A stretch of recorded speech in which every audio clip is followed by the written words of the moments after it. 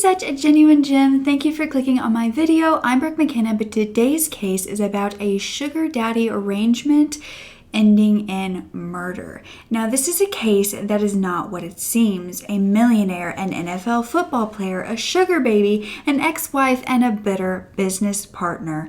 Too many had motives, but investigators had too little evidence to prove any of them were connected. It would be 15 years before arrests were made, and still to this day, there are questions about what really happened that night. If you don't know, it is my absolute passion to tell these stories, and I mean no harm or disrespect when I do so. So if that's something that you would like to support me in doing, all you have to do is make sure you are subscribed with the post notification bell on and give this video a thumbs up and leave me a nice comment down below. Now let's get back to the story.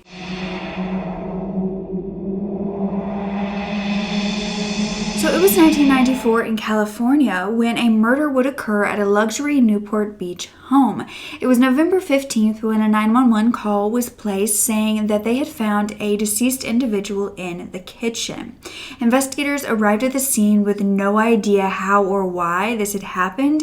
You see, this house belonged to a man named Bill McLaughlin, and he was a man who had earned a whole bunch of money through, different businesses and things he had invented to live in this luxury neighborhood.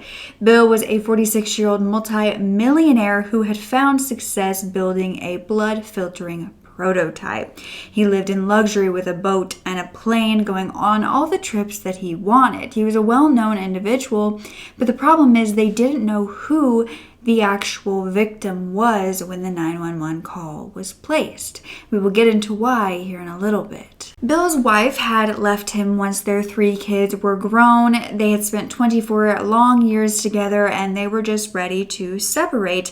But soon after, he found a new woman and fell in love once again. And before long, Nanette Johnston introduced her 2 little boys to Bill because they were so in love. And the most important thing to him was family. So he decided to introduce his 3 children, who were Jenny, Kevin, and Kim, to Nanette and basically tell them that he was going to put a ring on her finger. The relationship between the two was much more than they could have ever expected, and Nanette and her sons moved into this Newport Beach home with him, and they were given pretty much anything they wanted. By December of that year, Bill and Nanette had really been the happiest that they had ever been, and Bill had gone on one of his weekly trips to Las Vegas since he had a home there, and then he would come back. He was a licensed pilot, so he had his own plane. He could fly himself and then come home. And so he tried to go every once in a while, but not be away too long from his family, especially his son, Kevin.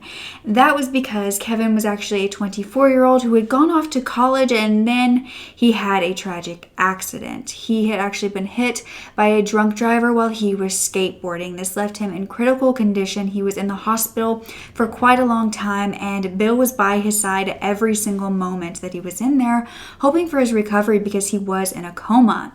Thankfully, he did make it out of this coma, and he ended up being able to live with Bill because he actually was suffering with this brain injury that caused him to have to relearn everything, talking and walking. He still had a lot of speech and motor skills that he needed to work on. And so Bill was immediately saying, "You can move back in with me for a while. I can help take care of you." And they were actually so close even before this accident. Kevin and Bill, they were the type of goofy father-son relationship. They would karate chop each other in public.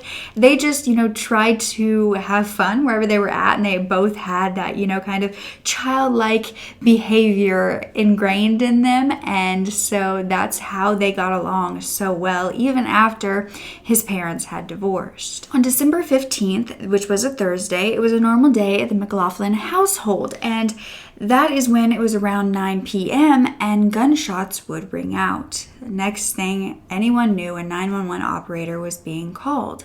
However, they could not understand the person on the other side of the line. They kept asking them to repeat what they were saying, and there was a man on the other side of the phone answering and saying, "Oh no, oh no," but that's all that they could get out of what he was saying. There wasn't anything else that was coming through clearly. There was crying happening. It was obvious that this this caller was in distress, and then they heard him say shot several times. And so they picked up on the fact that someone had been shot, and they ended up dispatching, medical emergency staff to the scene.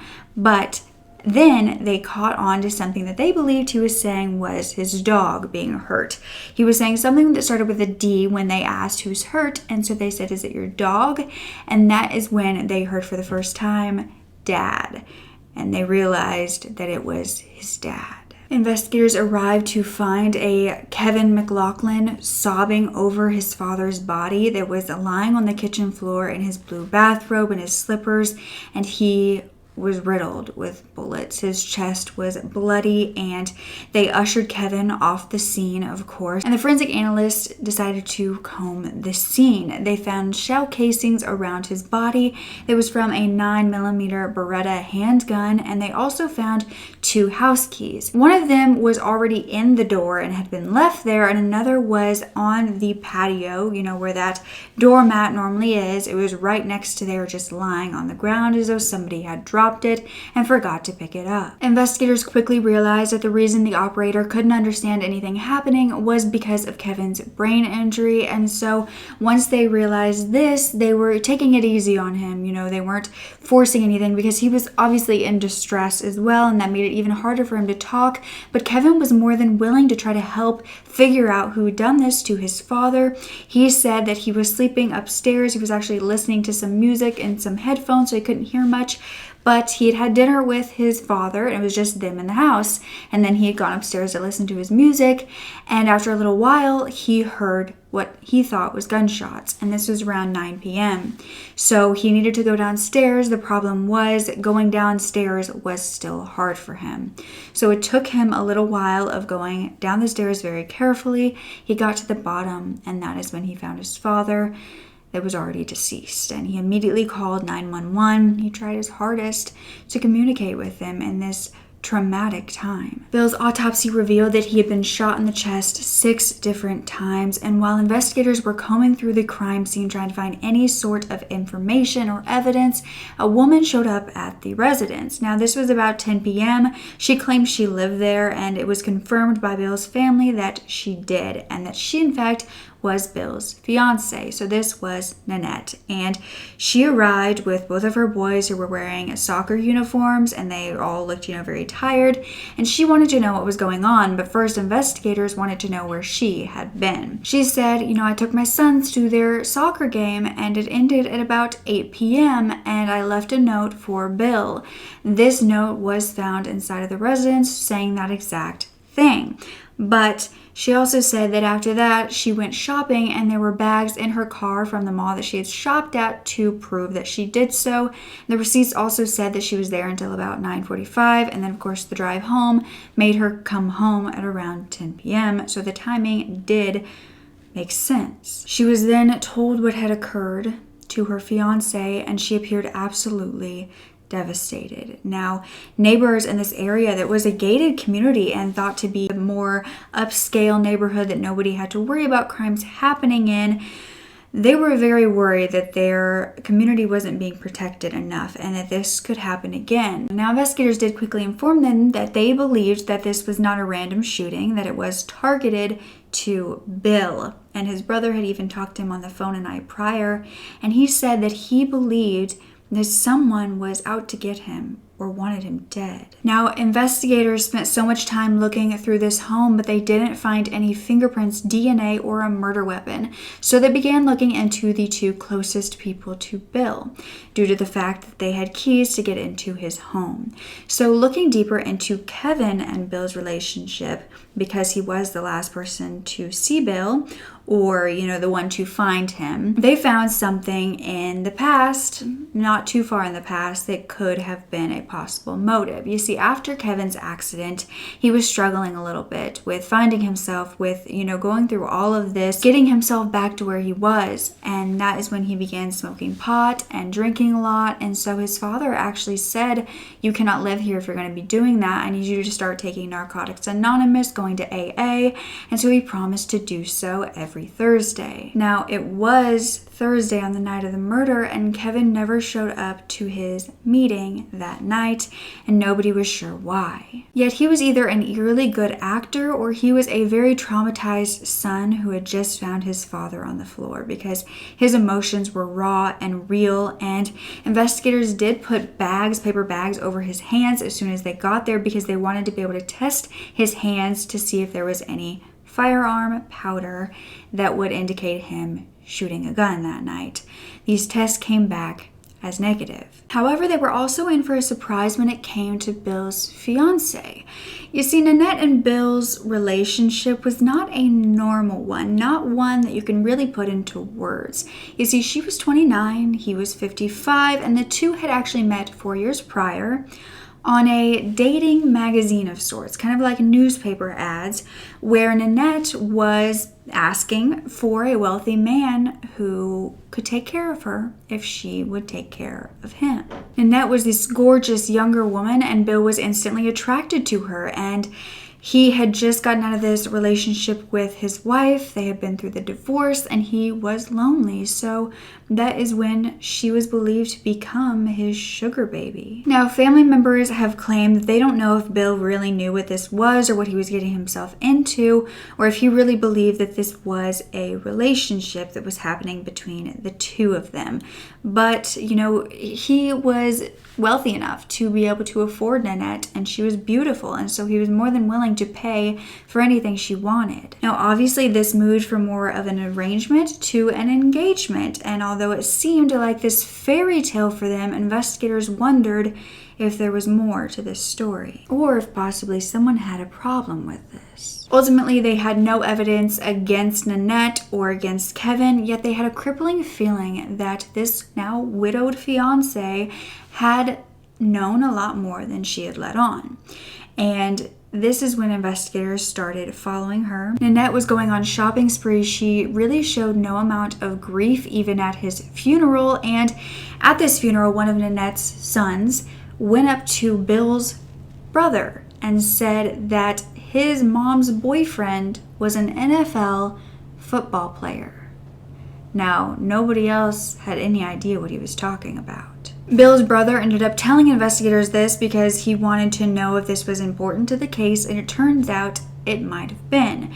Investigators, of course, like I said, were surveying everything that Nanette did, and they noticed that she was staying at one of Bill's other beach homes, and there was also a man that would come by every so often. He was very big, and he was well liked by the children. They would always run out to talk to him. He was much younger than Bill was, more in the age range of Nanette, and he was also a well-known individual because he was a former NFL football player, Eric Naposki, with no evidence that he had anything to do with the murder, that he was even really involved with Nanette. They found another way to talk to him. A week later, he was brought in on an outstanding traffic warrant, and that is when they began to question him about how he knew Nanette.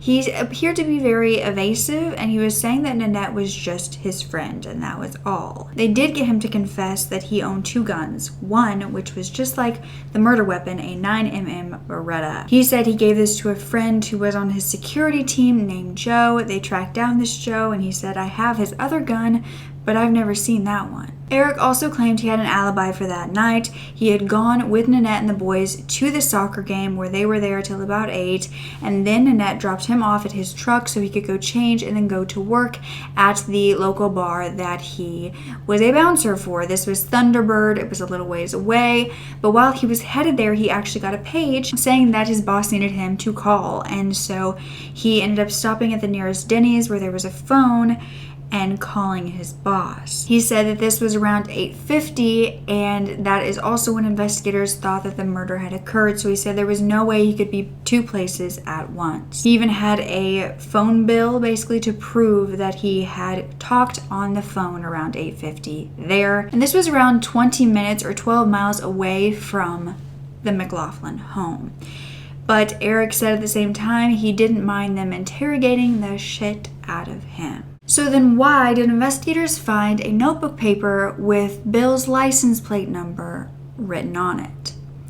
Investigators searched Eric's home after this and found nothing, and due to the lack of evidence, they could not be charging anyone with anything and they had to release him. But that is when investigators discovered that this might not have been from family at all, because although Bill was a man who didn't appear to have many enemies, he did have one that most people knew about, and it was on record because a man named Hal Fishel had filed a lawsuit against him that had ended only months before his murder.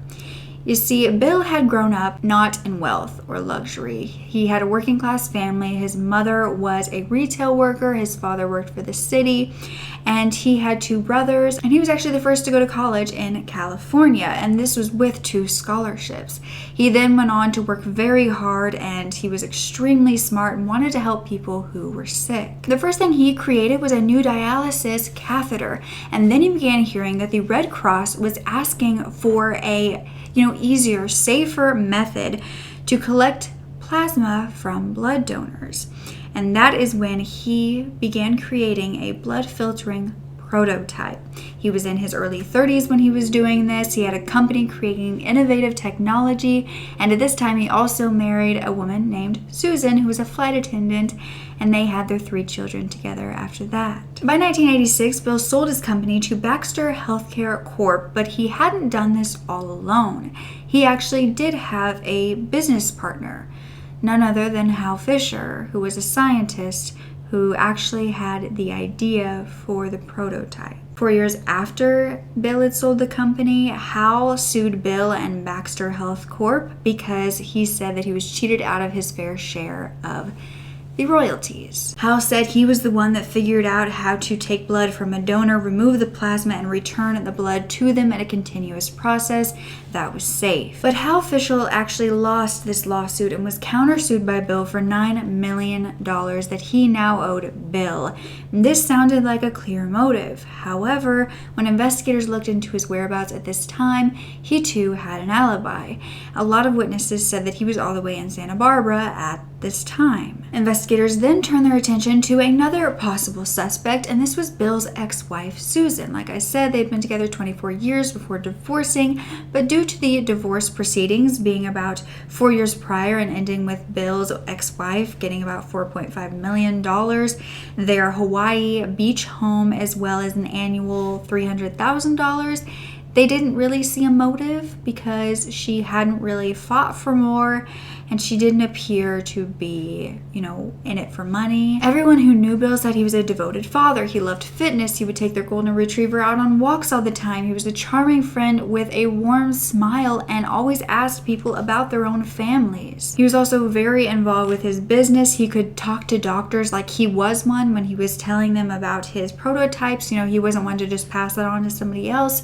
He was willing to talk it through, and he was extremely intelligent. Yet some claim that there was a darker side to him. Some of his employees said that he could be very cold-hearted if they weren't working to his standards and that he was overbearing. And Bill's ex-wife Susan actually said that he was controlling and domineering, and he kind of told her how to dress and act. He also was said to believe that all the money was for himself, even though they had agreed that Susan was going to stay home as a housewife. She was not given any money. During the divorce proceedings, he also allegedly tried to bully her into a $1 million settlement. Again, this was something that possibly could be a motive, but Susan and their 2 daughters were all ruled out due to their own alibis. Their daughters, Kim and Jenny, believed that they knew what happened though, because years prior they had told their dad that they believed that his new fiancée was only with him for money, and they didn't quite understand why he proposed or wrote her name in the will as the sole beneficiary for the $1 million life insurance policy. I said, Dad, I don't really like her. I think she's with you for your money.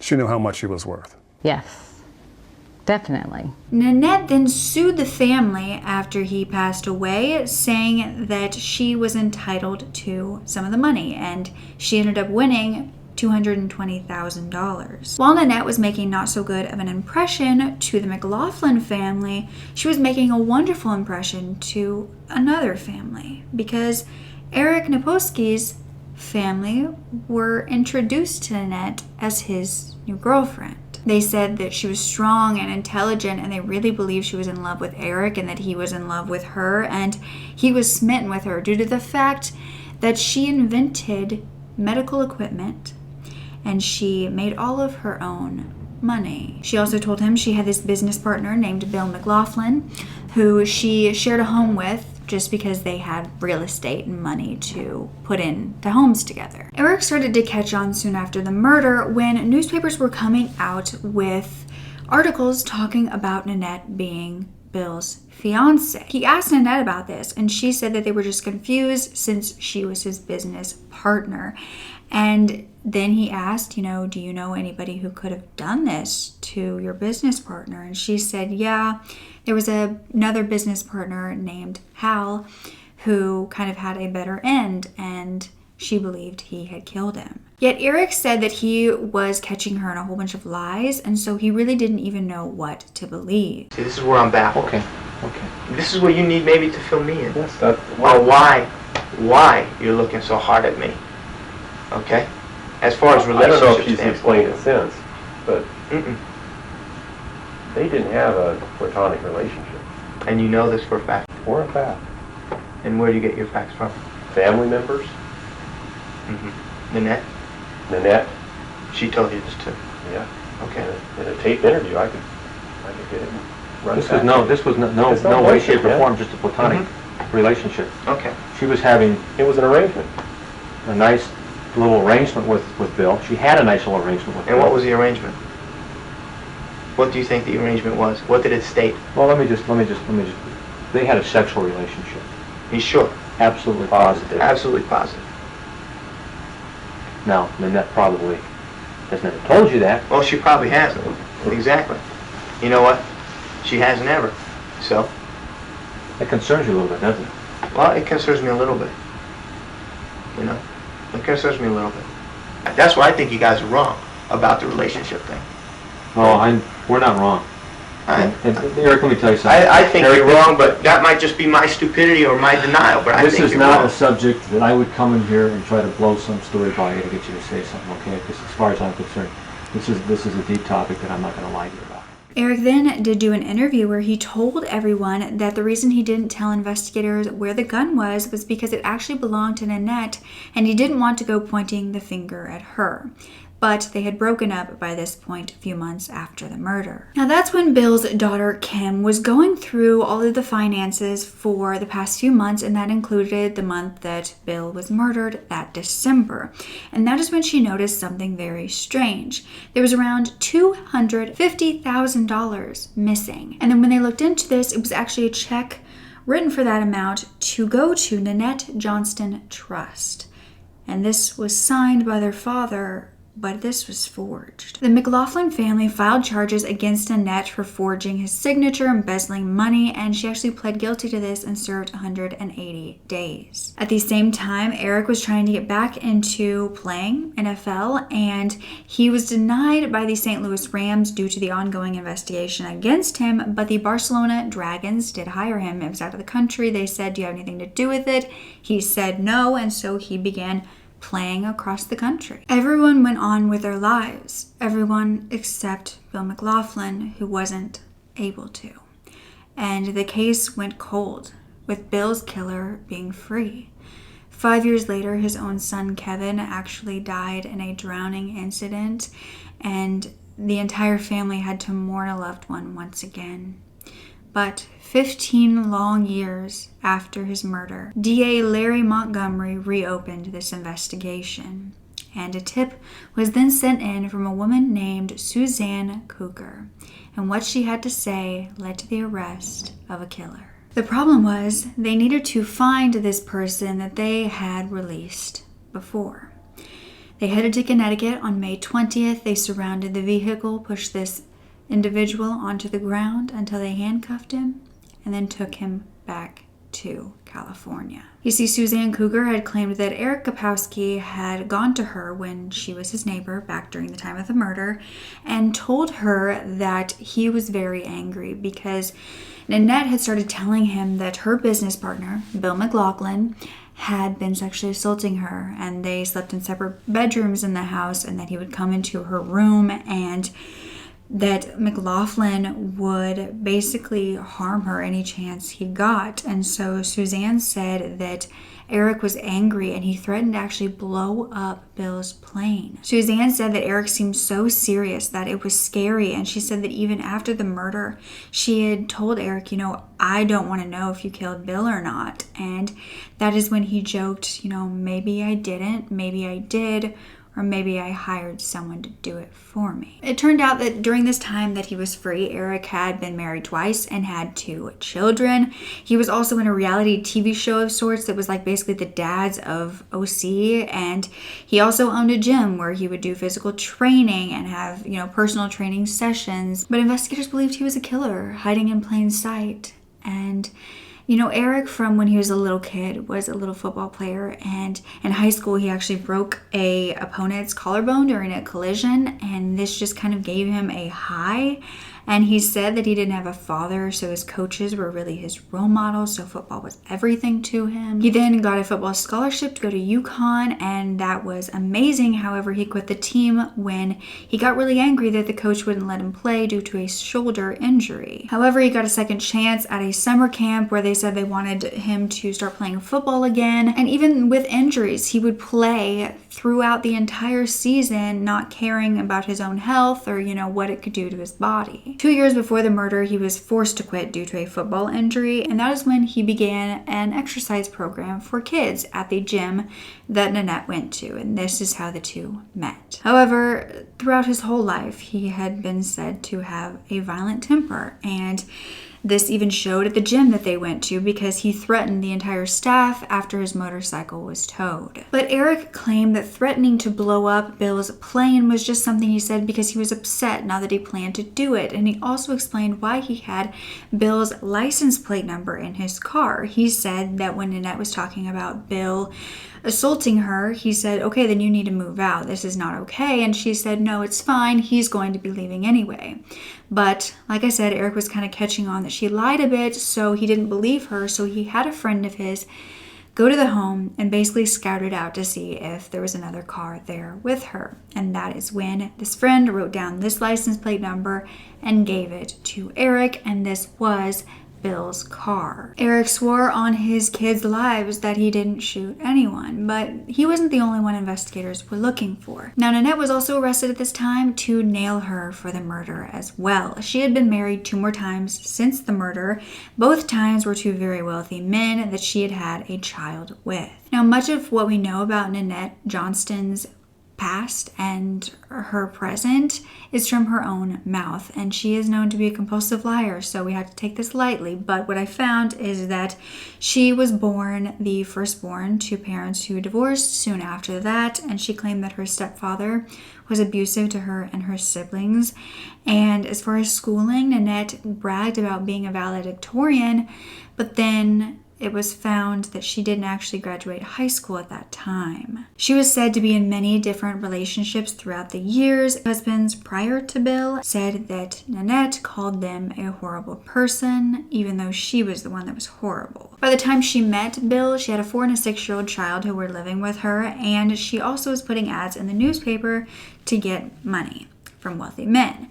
Now, this is, of course, when Bill answered, and then soon after that, there was a ring on her finger, but everyone seemed to have different perceptions of what this ring really meant. Bill would say it was just kind of like a companionship ring, and she would say that they were getting married, but then she would take it off and go with her boyfriend places, so nobody really knew where they stood. During Eric's trial, he didn't want to listen to the victim impact statements. He stayed in his holding cell, and his attorney wholeheartedly believed that he was innocent from the very beginning, that Nanette was the killer. At this point, the shell casings were matched to a 9mm Beretta gun, which was what Eric said he had. But the one thing that gave Eric an alibi, that, phone ticket from the Denny's that placed him at Denny's instead of the home where the murder occurred, was now gone because Eric never kept it, and the phone company didn't have a record of it anymore either. Now, both sides, the defense and the prosecution, took their drives from the crime scene to Denny's to see if they could make it in the time that it would have taken Eric to shoot Bill and then make that phone call. And of course, the defense claimed there wasn't enough time to make it, and the prosecution claimed there was plenty of time and he could have been there and done both. An Ace Hardware employee did testify, saying that Eric had come in and asked him to design a silencer for a 9mm Beretta gun. Eric didn't testify at the trial, and after 7 hours of deliberation, he was found guilty and sentenced to life without the possibility of parole. He now says that the prosecutor made him a murderer because of his story, and he believes that Nanette hired a hitman. I am exposing myself, I'm exposing my family, I am exposing my children to harm. There's a murderer walking on the street. Eric Naposki says he's finally ready to tell the truth about what really happened and who was truly responsible for the murder of Bill McLaughlin. I might wear handcuffs and I might be locked up, but I'm no criminal. There's a person out there who actually committed a crime, and today I'm going to tell the world who really did it, and I'm going to prove my innocence. He said no one would believe him until he had the evidence to prove his claims, and he did not get that evidence until Nanette's trial. And after she was convicted, he had all these thousands of pieces of discovery available to him, and he was able to piece together his case. He presented us with bank transfer statements from Nanette to this alleged hitman in the weeks leading up to the murder, as well as phone calls between the two of them. He had the phone records. He didn't have any of this until her trial. So you're saying he was able to gather the case while he's behind bars? Right. Did you believe him? Whatever it is, did you believe him? You know what, I've visited him 3 times. I've been there 3 times. And he's a complicated guy. And this person who Naposki now says is the real killer. Who is you are it, going to Troy? reveal that information, right? Who is it, Troy? It's an aspiring Hollywood producer who was a business acquaintance. And Eric says that this guy had connections.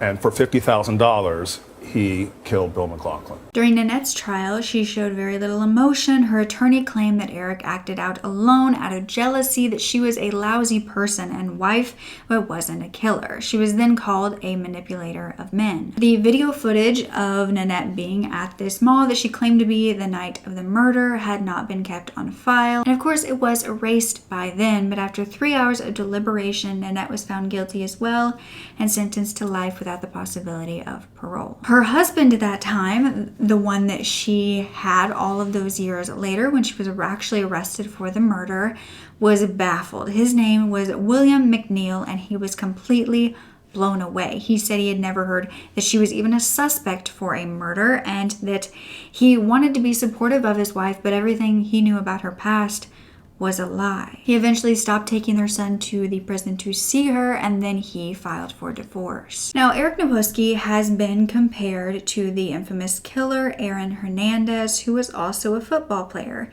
and this was due to their strange amount of similarities in their cases. They both had been football stars for many years, and they were even on the same team at different times, the New England Patriots. Eric was on the team in 1988, and Aaron was on the team in 2010. They were both known to have a temper, and they were both convicted of murders that they said that they did not do. While Eric was in prison already, it was said that Aaron Hernandez shot and killed a friend of his in 2013 named Odin Lloyd. Investigators immediately blamed him for the murder. He was charged, sentenced to life, but he claimed he had nothing to do with it. On April 19th of 2017, Aaron was actually found hanging in his cell, and his death was ruled a suicide. But after this, Eric felt like he needed to look into the connection between football and the head trauma that it can cause, and violence and these crimes, and not really remembering when you do something. There's so much that needs to be looked into. Those helmets are not enough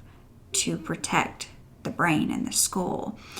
And if you want me to do Aaron Hernandez's case, I will definitely do so. I think that could be so interesting to go into kind of the psychology behind that, if we believe that it had anything to do with him playing football or just something else entirely. But let me know. But do you believe Eric killed Bill? Or was Nanette the killer?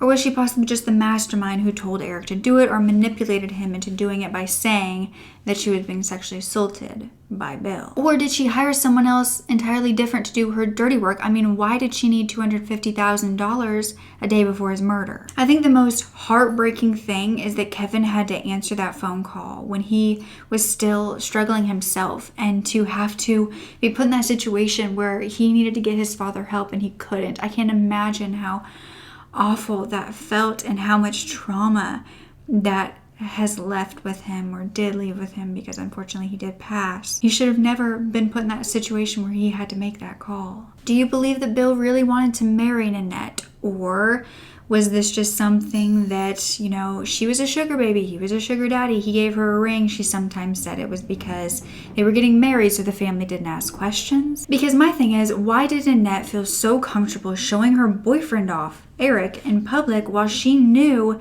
that she had another family who believed she was their father's fiance? And he was a well-known individual who made tons of money. So everybody really knew him in the community, but yet she was out flaunting this other boyfriend.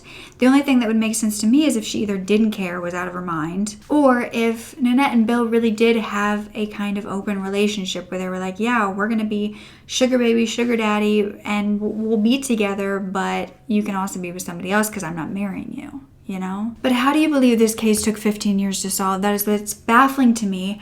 This woman, Suzanne Cougar, I'm glad she finally came forward, but why didn't she so many years prior? Or did she, and did nobody contact her about it?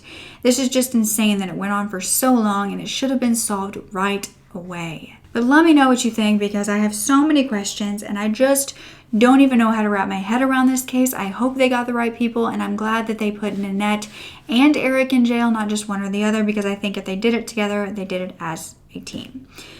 But some people do think that Eric is completely, utterly innocent. So, and he's very good at making you think that way during interviews as well. If you want to watch them, I'll link them down below. But with all the evidence, I tend to, go more towards the fact that he was involved, or at least he knew something and didn't say anything. But don't ever forget to speak up. Your voice is powerful enough, and I love you to absolute pieces. I do want to say I have a P.O. box that I just opened up. The link will be down below. If you want to send me anything, you totally don't have to, but if you want to, it'll be down below. And if you want to watch more videos of mine, here's my last video, and here's a playlist of my videos. All right, bye.